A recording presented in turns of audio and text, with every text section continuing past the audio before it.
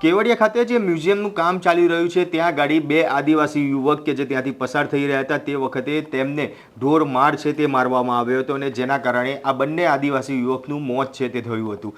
ત્યારે ત્યારબાદ આ પરિવારને ન્યાય અપાવવા માટે થઈને આદિવાસી નેતા ચૈતર વસાવા અને અનંત પટેલ જે અત્યારે મેદાને આવ્યા છે। ત્યારે આજે જે કેવડિયા ખાતે આ બંને આદિવાસી યુવકની જે શોક સભા રાખવામાં આવી છે આ શોક સભામાં જે આ નેતાઓ પહોંચી ના શકે તેના માટે થઈને પોલીસ દ્વારા જે તમામ જગ્યાએ બંદોબસ્ત છે તે ગોઠવી દેવામાં આવે છે। ત્યારે અનંત પટેલ કે જે વાંસદાના ધારાસભ્ય છે અને તેમને જ્યારે આ શોક સભામાં મોટી સંખ્યામાં આવવાના હતા ત્યારે તે પહેલાં જ તેમને નજરકેદ છે તે કરવામાં આવ્યા છે। ત્યારે કઈ જગ્યાએ અને કઈ પોલીસ દ્વારા અનંત પટેલને નજરકેદ કરવામાં આવે છે તે વાત કરીશું આ વિડીયોમાં। નમસ્કાર, હું મયુર મેવાડા, આપ જોઈ રહ્યા છો નિર્ભય ન્યૂઝ।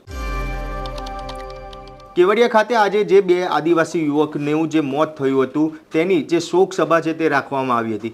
આ શોક સભા કે જે તમામ પોલિટિકલી જે નેતાઓ છે, જે આદિવાસી નેતાઓ છે તે આ શોક સભામાં આવવાના હતા, ચાહે તેમાં મનસુખ વસાવા હોય કે પછી છોટુ વસાવા હોય, ચૈતર વસાવા હોય કે અનંત પટેલ હોય, આ તમામ લોકો જે આ શોક સભામાં ત્યાં પહોંચવાના હતા। પરંતુ તે લોકો આ શોક સભામાં પહોંચે તે પહેલાં ક્યાંક તેમને રસ્તામાં અટકાવી દેવામાં આવે છે તો ક્યાંક કોઈ નેતાને નજરકેદ છે તે કરવામાં આવે છે। ત્યારે અનંત પટેલ તેમને પણ તેમના ઘરે નજરકેદ છે તે કરવામાં આવેલા છે।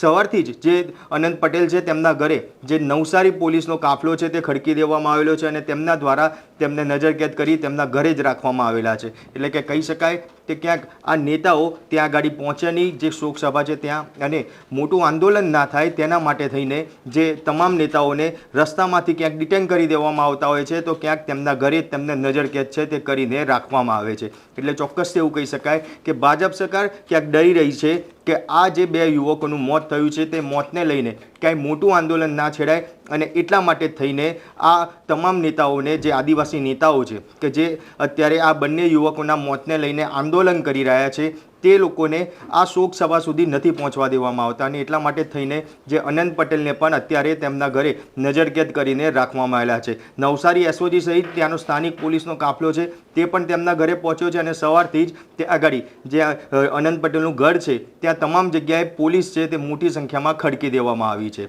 એટલે હવે કહી શકાય કે જે ભાજપ સરકાર છે તે ભાજપ સરકાર ડરના મારે ક્યાંક આ તમામ નેતાઓને નજરકેદ કરી રહી હોય તેવું જ અત્યારે હાલ દેખાઈ રહ્યું છે। અમારો આ અહેવાલ આપને કેવો લાગ્યો તે કોમેન્ટ બોક્સમાં જરૂરથી જણાવજો અને અમારી નિર્ભય ન્યૂઝ ચેનલને લાઇક, શેર અને સબસ્ક્રાઇબ કરવાનું ભૂલશો નહીં। આભાર।